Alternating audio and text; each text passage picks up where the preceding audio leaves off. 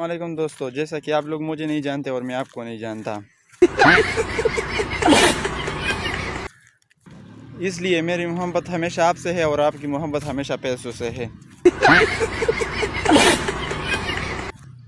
और मेरे बाबा कहते थे कि इंशाल्लाह एक वक्त ज़रूर आएगा और वो वक्त आ गया। देखो मैं नहर में नहाने आया हूँ। देखो गाइस, मैं नहर में नहाने आया हूँ लेकिन मुझे तैरना नहीं आता। मैं क्या करूँ आप देखें। तो मैं ऐसा करूँगा कि इधर रस्सी लगा दूँगा, ठीक है। इधर रस्सी लगा दूँगा और उसको पकड़ूँगा और उसमें घुस जाऊँगा और उस दरवाज़े को निकालूँगा ताकि हमारी खेत में पानी जा सके, ठीक है। तो गाइस, मैंने जैसे ही रस्सी को इस पौधे से बांध लिया, ठीक है। आप देखिए, ये इस पौधे से मैंने रस्सी को बांध लिया और नीचे कूद गया तांबा ओपन करने के लिए, ठीक है। तो जैसे ही कूद गया तो वो पौधा निकल गया और मुझे अपने साथ नहर बहा के ले गया।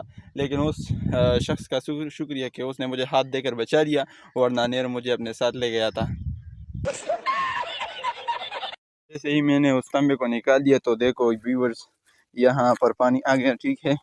और इस से यहाँ पानी आ गया, ठीक है।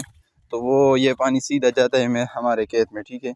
तो मैं जाता हूँ अपने खेत में फसल को पानी देने के लिए, ठीक है। ये देखिए गाइस, तो जैसे ही मैं घर आ गया तो बाप बहुत गुस्सा हो गया था, क्योंकि जिसने मुझे नहर से निकाला था, ठीक है, बचा लिया था, तो वो शख्स मेरे बाप का दोस्त था। वो उसने डायरेक्ट फ़ोन कर दिया था कि तुम्हारे बच्चे को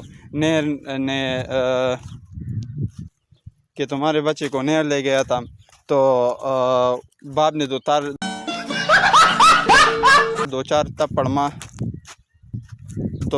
चार थप्पड़ मार कर मुझे मारा कि तुम क्यों गए थे। मैंने तुमको बोला भी था कि तुम नहीं कर सकते।